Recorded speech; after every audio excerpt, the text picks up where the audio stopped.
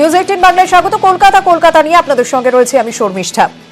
কৃষ্ণগঞ্জের বিধায়ক খুনে চাঞ্চল্যকর তথ্য। চাদর জ্যাকেটে লুকিয়ে আনা হয় আগ্নেয়াস্ত্র, প্রত্যেকের হাতেই ছিল আগ্নেয়াস্ত্র। চাঞ্চল্যকর তথ্য উঠে আসছে এই মুহূর্তে। চাদর জ্যাকেটে করে লুকিয়ে আনা হয়েছিল আগ্নেয়াস্ত্র, প্রত্যেকের হাতেই ছিল আগ্নেয়াস্ত্র। যে দুজনকে ইতিমধ্যেই গ্রেপ্তার করা হয়েছে, তাদেরকে জেরা করে পুলিশের সামনে এই তথ্যই উঠে আসছে। খুনের পর স্থানীয়রা বাধা দিলে অন্য ছক, গুলি চালিয়ে পালানোর ছক ছিল দুষ্কৃতীদের। ঘটনাস্থল থেকে রবিবার যে আগ্নেয়াস্ত্র উদ্ধার হয়েছিল, সেই আগ্নেয়াস্ত্র থেকে ফিঙ্গারপ্রিন্ট টেস্ট হবে বলে এখনো পর্যন্ত খবর মিলেছে। আগ্নেয়াস্ত্রের ব্যালিস্টিক পরীক্ষাও হবে, যে আদৌ ওই আগ্নেয়াস্ত্র থেকে গুলি ছোড়া হয়েছিল কিনা তা জানতে ব্যালিস্টিক পরীক্ষা হবে। এখনো উদ্ধার হয়নি বুলেট হেড ও গুলির খোল। চাদর ও জ্যাকেটে করে দুষ্কৃতীরা আগ্নেয়াস্ত্র লুকিয়ে এনেছিল, প্রত্যেকের হাতেই ছিল আগ্নেয়াস্ত্র।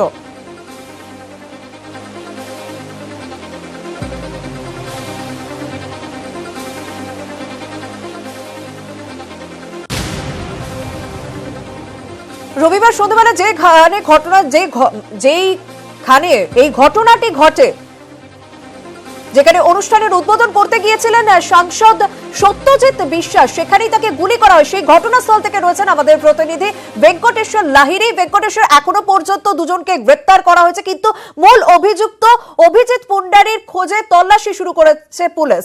এখনো পর্যন্ত জেরায় কোন কোন তথ্য উঠে আসছে এবং অভিজিৎ সম্পর্কে কি তথ্য রয়েছে পুলিশের কাছে?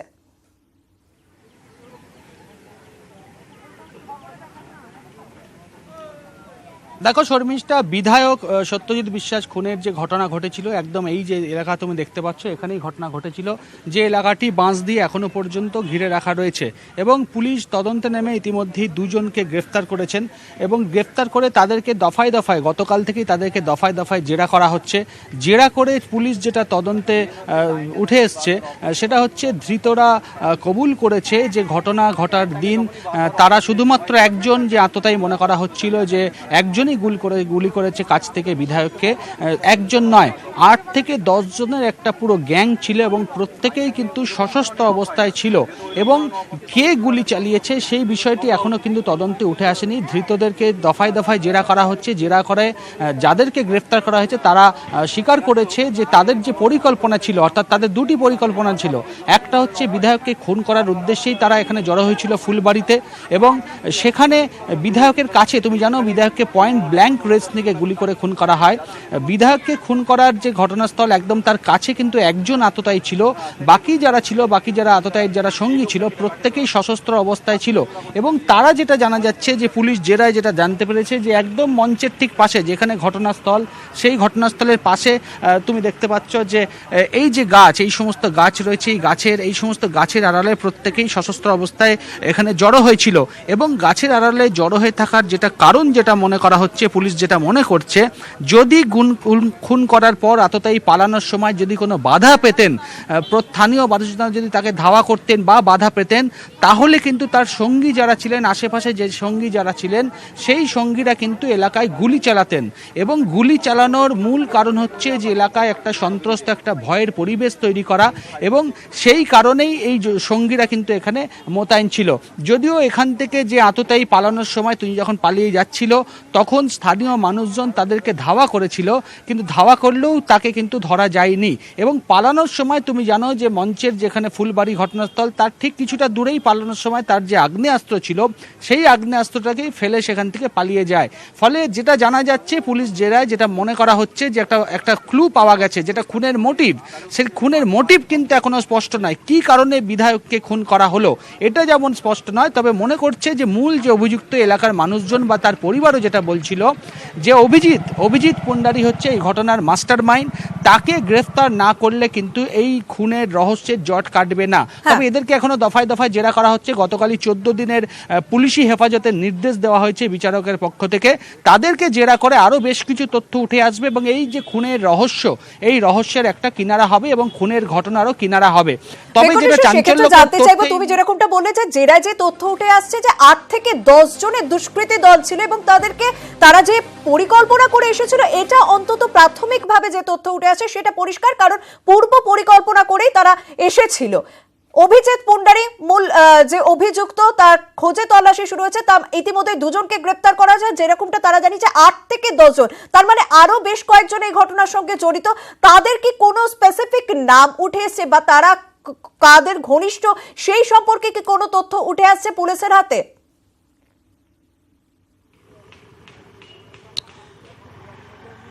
দেখো, এই বিধায়ক খুনের ঘটনায় যেটা পুলিশ তদন্ত নেমে প্রাথমিকভাবে মনে করছে যে যারা খুন করেছে বা যারা এই খুনের ঘটনার সঙ্গে জড়িত প্রত্যেকেই কিন্তু স্থানীয়, কেউ কিন্তু বাইরের নয়, এবং খুন করার পর কিভাবে পালাতে হবে, কোন পথ দিয়ে পালানো যাবে, এটা কিন্তু তাদের একদম হাতের তালুর মতো তারা চেনে, যেহেতু তারা স্থানীয় যুবক।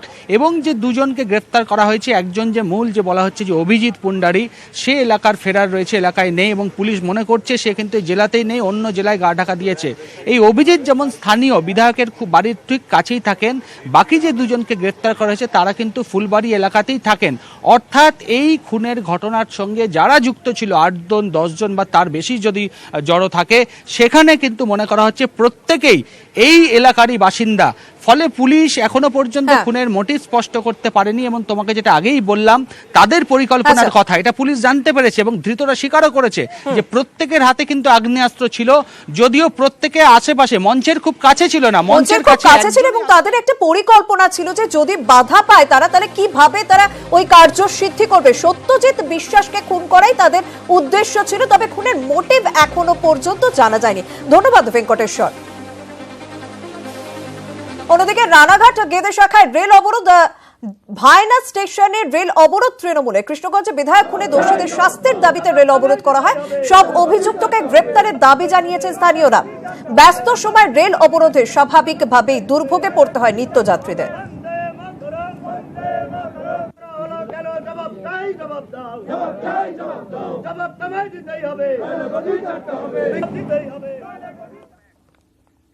পূর্ব মেদিনীপুরে মানিসদার নিখোঁজ তৃণমূল নেতা রিতেশ রায়ের দেহ উদ্ধার হলো হুগলির দাঁতপুর থেকে। দাঁতপুরের কাছে জাতীয় সড়কের পাশ থেকে উদ্ধার কাঁথি 3 নম্বর ব্লকের চাঁদবেরিয়া তৃণমূল নেতার দেহ। তাকে শ্বাসরোধ করে খুন করা হয়েছে বলে মনে করছে পুলিশ। কাঁথির নিখোঁজ তৃণমূল নেতার দেহ মিলল হুগলির দাঁতপুর থেকে, এবং এই ঘটনায় কিন্তু সৌভিক চক্রবর্তী বলে এক ব্যক্তির নাম উঠে আসছে, এবং রিতেশের পরিবারের তরফ থেকে যে দাবি করা হচ্ছে ওই সৌভিক চক্রবর্তী শেষবার ফোন করেছিলেন রিতেশকে, এবং তার ফোনেই রিতেশ বাইরে যান। পরে রিতেশ অবশ্য ফোন করে তার পরিবারে জানিয়েছিলেন যে সৌভিকের বাবার হার্ট অ্যাটাক হয়েছে, সেই কারণে সে সৌভিকের সঙ্গে মালদা যাচ্ছে। এরপর থেকে খোঁজ মেলেনি রিতেশের। নিখোঁজ মিসিং ডায়েরিও করা হয় পুলিশে। অবশেষে হুগলির দাঁতপুরে তার দেহ উদ্ধার হলো। এই সৌভিক চক্রবর্তীর ভূমিকা নিয়ে প্রশ্ন উঠছে।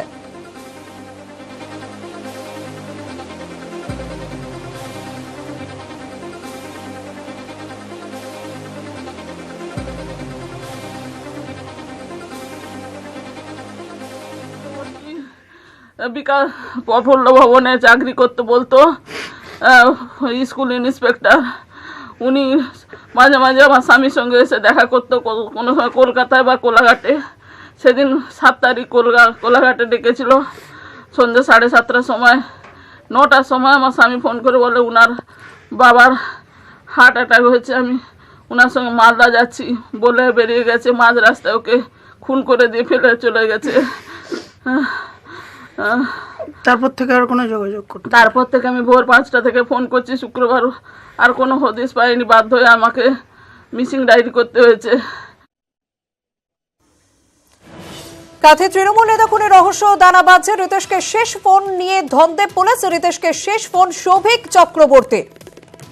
কথা বলবো প্রতিনিধি সুজিত ভৌমিকের সঙ্গে। সুজিত, আমরা যেরকমটা শুনলাম যে একটা ছবি রয়েছে সৌভিক চক্রবর্তী, যাকে বলা হচ্ছে, যার নাম উঠে আসছে, যার শেষ ফোন নিয়ে এই মুহূর্তে ধন্দে পুলিশ, যার ভূমিকা নিয়ে প্রশ্ন উঠছে, তার একটা ছবি রয়েছে। পুলিশ কোন পথে তদন্ত প্রক্রিয়া এগিয়ে নিয়ে যাবে, কি খবর রয়েছে?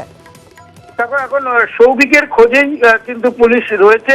2টি মামলা হচ্ছে, একটা হচ্ছে পোস্টমর্টমের কারণে হুগলি পুলিশ তার তদন্ত করছে, অন্যদিকে কাঁথি এবং পূর্ব মেদিনীপুর জেলা পুলিশ এই তদন্ত শুরু করেছে। মিসিং অবস্থায় তদন্তটা শুরু করতে গিয়েই কিন্তু এই যে ব্যক্তির নাম উঠে আসছে, যে সৌভিক চক্রবর্তী, স্ত্রী অর্থাৎ মৃত তৃণমূল নেতার স্ত্রী যেটা অভিযোগে বলেছেন যে সৌভিক চক্রবর্তীর ডাকেই তার স্বামী যান এবং তিনি মালদায় যাচ্ছিলেন এমন কথা জানান। যদিও 7 তারিখ রাত্রি 9:30টার পর থেকে তার স্বামীর যেমন ফোন বন্ধ রয়েছে, তেমন ওই যে ব্যক্তির নাম বারবার অভিযোগ আকারে আসছে, সেই শোভিক চক্রবর্তীর 3টি মোবাইল ফোনই কিন্তু সুইচ অফ রয়েছে। যে ঘটনা পুলিশ জানার পরই ওই শোভিক চক্রবর্তীর খোঁজে যখন তারা তদন্ত করছেন, তখন কিন্তু তাকে খুঁজে পাওয়ার চেষ্টা করছেন।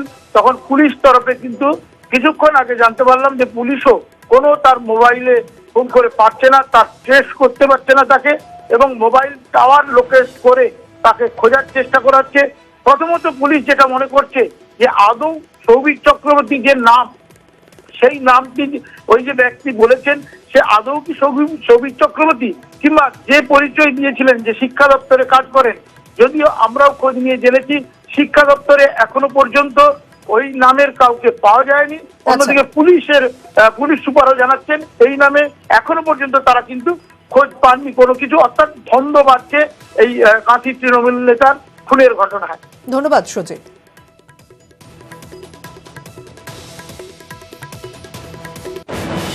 পাওয়া গেল, রাস্তার ধার থেকে পাওয়া গেছে বলেছে, গলায় একটা দাগ আছে। অভিযোগ এখন বিরুদ্ধে হচ্ছে যার সাথে গেছিল তারই বিরুদ্ধেই অভিযোগটা মেনলি, শৌভিক চক্রবর্তী।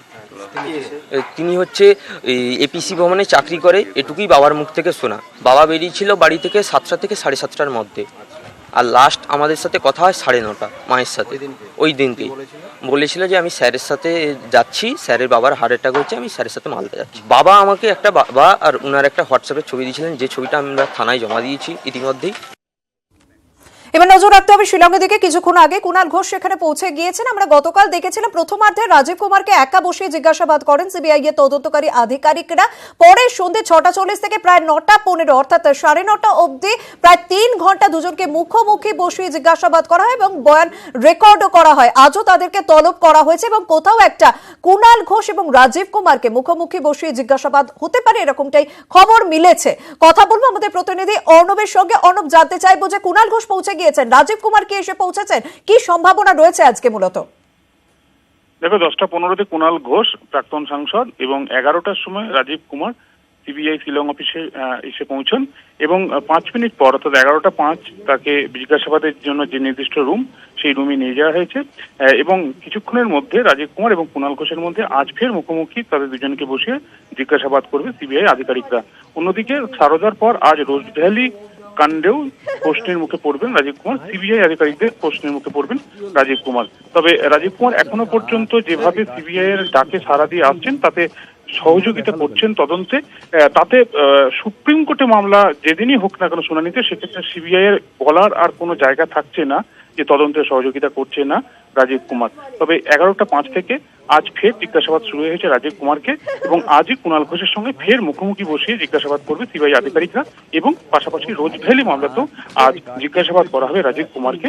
সিবিআই আধিকারিকরা জিজ্ঞাসাবাদ করবেন এবং আজ একটু বেলার দিকে সিবিআই এর দুজন আধিকারিক, সুপারিনটেন্ডেন্ট পদমর্যাদার দুজন আধিকারিক, তারা এসে পৌঁছচ্ছেন শিলং। মূলত ভুবনেশ্বর এবং দিল্লি থেকে দুজন সিবিআই আধিকারিক আসছেন, তারা এসে রোজভ্যালি কাণ্ডে নতুন করে জিজ্ঞাসাবাদ করবেন রাজীব কুমারকে। ধন্যবাদ অর্ণব। আমরা দেখছি একদিকে সিবিআই দপ্তরে কুণাল ঘোষ 10:50 নাগাদ তিনি এসে পৌঁছন, 11টা নাগাদ সিবিআই দপ্তরে আসেন রাজীব কুমার এবং 11:05 নাগাদ যে ঘরে জিজ্ঞাসাবাদ করা হচ্ছে রাজীব কুমারকে, সেই ঘরে রাজীব কুমারকে নিয়ে যাওয়া হয়।